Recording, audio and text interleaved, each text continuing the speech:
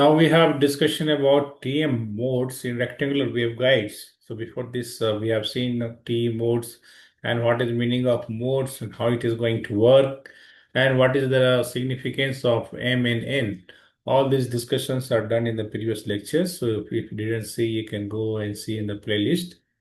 And if still you didn't subscribe our channel, please subscribe it, share it with your friends.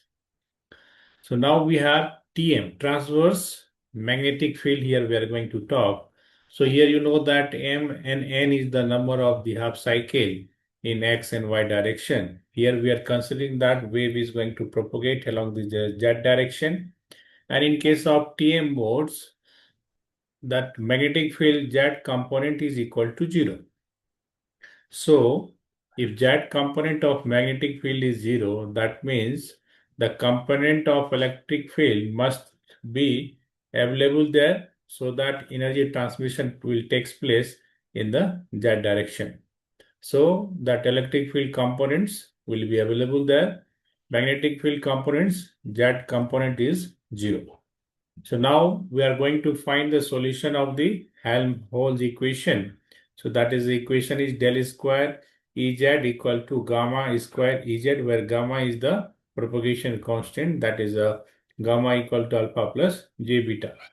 So that solution of the equation 1, that is Helmholtz equation, is written as Ez equal to, okay, that Z components of electric field, Am sine m pi x by A. A is the dimension of the rectangular waveguides, plus Bm cos m pi x by A. Okay, so here you are seeing that first we are talking along the x direction, shows that length of this waveguide, that's is A along the x direction.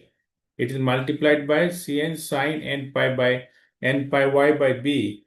So again B is here, that dimension of the rectangular waveguide. So you will see that structure. So here this is along the x direction, this is along the y direction. So along the x direction its value is A and here it is the B. Okay, this is the rectangular waveguides. So that's why here we have dn cos n pi y by B e to the power minus j beta z z. Okay, so similar how we have seen in case of T mode. Now we are going to apply the boundary condition on the electric field components. So it is going to be the equal to 0 when we have x equal to 0 and when we have x equal to A. So now in this, if you are going to substitute x equal to 0, so cos 0 value will be 1, but sin 0 value will become 0. So this term will become 0 automatic. Okay, and here we'll get the 1, and we are, so this overall multiple of this is going to be equal to 0. So when it is going to be equal to 0, this cos 0 is value is 1. So what is the 0? Bm is 0. That's why Bm becomes 0. Similarly, in the second boundary condition, okay, if you are going to substitute x equal to A, so there again you know about multiple of pi all sine 10 cos. On the basis of that you can find the value. So similarly, if you see here in this case, second condition, when Ez equal to 0, when we'll talk about the boundary conditions. So here we have 0. So here this point is the B and this point will become A. So when y equal to 0, suppose when we substitute y equal to 0 here, so this cos 0 will become equal to 1 and this sine 0 is 0. Okay. So finally, when it is going to be equal to 0, so when dn will be equal to 0. So like this, we are able to get for y equal to b also.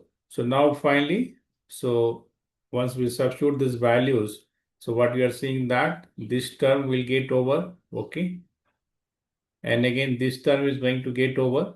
So cos term get over, so we'll get here m into cn multiplied by sine m pi x by a into sine n pi y by b, and it is multiplied by e to the power minus j beta z z. So this multiple of am and cn is taken here is the E0 z, that is going to be the amplitude of the field. So here m value is going to be 1, 2, 3 as well as n value is also going to be 1, 2, 3. Why? Means if you are going to take either m equal to 0 or n equal to 0, here what we'll get? sine 0. Sine 0 is 0. So finally electric field component along the z direction will become 0. If you're taking n also 0, this term will become 0. So sine 0 is 0. So finally again electric field component is going to be 0. So this Mn, anyone should not be equal to 0 in case of transverse magnetic field. So that's why if this condition is going to occur, this field intensity is going to vanish. Hence, so finally here there will be no TM01 mode or TM10 mode in the rectangular waveguide. So that's why we are talking that transverse electric field 10 is the dominating mode in the rectangular waveguide. For A is greater than B, and earlier also we have seen white is going to be dominating mode, and what is the definition of the dominant mode. Now we'll try to find the solutions. We are going to simplify those components. So already we have magnetic field Z component equal to 0. So now we are going to expand by the help of Maxwell equation. So this is del cross H J omega epsilon E. Here we have written in this format, and here dou by dou Z equal to minus J beta G. So this is the cross, okay, that how we are talking about the curl of the magnetic field. So all these things we are finding here. So finally, here what we have, this one is like we have dou Ez by dou Y, okay, and we have minus dou Ey by dou Z, okay. So this is equal to, so finally this term we'll have here. So one is already available, so we'll have J omega mu Hx. So finally this minus of this is going to be here, minus J beta G. So some small multiplication, all this thing we have to do. So then we are going to obtain here this value of this one here. Okay. So again, for the another components, okay. So here we are seeing that you have Z and Y. So we are getting X here. Here we have EX, Z. That's why we are getting here HY. Okay. And similarly here, finally again, we have EY, EX. So here what will be the HZ? But HZ is what here? 0. So that's why we are getting equation like this. So now finally you will have these equations. Now similarly we can expand the another. Okay. So we'll get the equation 7, 8, 9 here. Similarly for the magnetic field also. Okay. So in terms of magnetic field, what we have here? We have like here for this dou Z, dou Hz by dou Z, okay, minus dou Hy by dou Z equal to, this is the right side of that Maxwell equation. So now this Hz value is 0 and minus dou by dou Z is taken as the beta G. So that's why we're getting beta G equals to omega epsilon Ex. Similarly here also, okay. So here X minus Y, okay. So that is taken here. That's why we're getting minus here, minus beta G and equation 9. Now, once we try to find the solution of these above equations, means we are going to write all the terms in terms of Z, dou Ez, okay. So for that, electric field components, X components, Y components, Z components. So Ex and Ey we have simplified. Z is same as the equation 3. Similarly, Hx and Hy is written in terms of Ez and Hz is already equal to 0.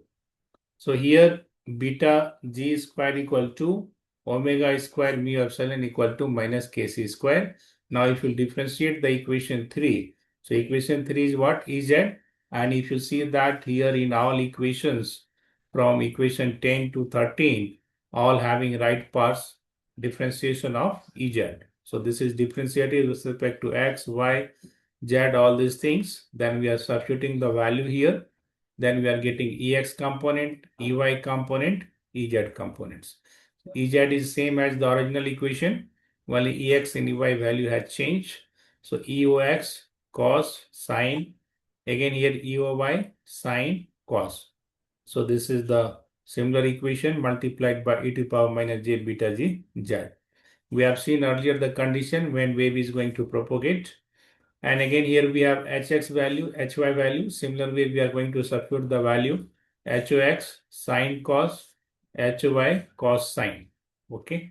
So this is when we have a along the x direction, when we have y along the y direction.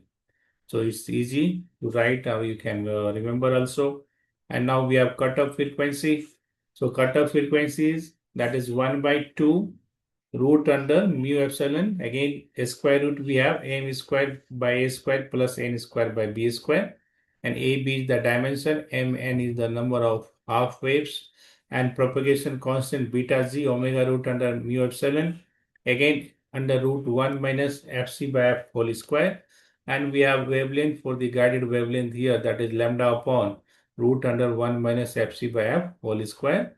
And the same way we have to obtain the phase velocity. So this is the phase velocity. Bg is about this inside the waveguide. So Bp by root under 1 minus Fc by f whole square. So Fp is the velocity where in the unguided wave. So that we have seen already in case of TM mode. And finally, characteristics wave equation Z equal to beta z by omega epsilon. Once we substitute the value of beta z and omega is 2 pi f, so we are getting eta equal eta into root under 1 minus fc by f, and eta is what here, 120 pi.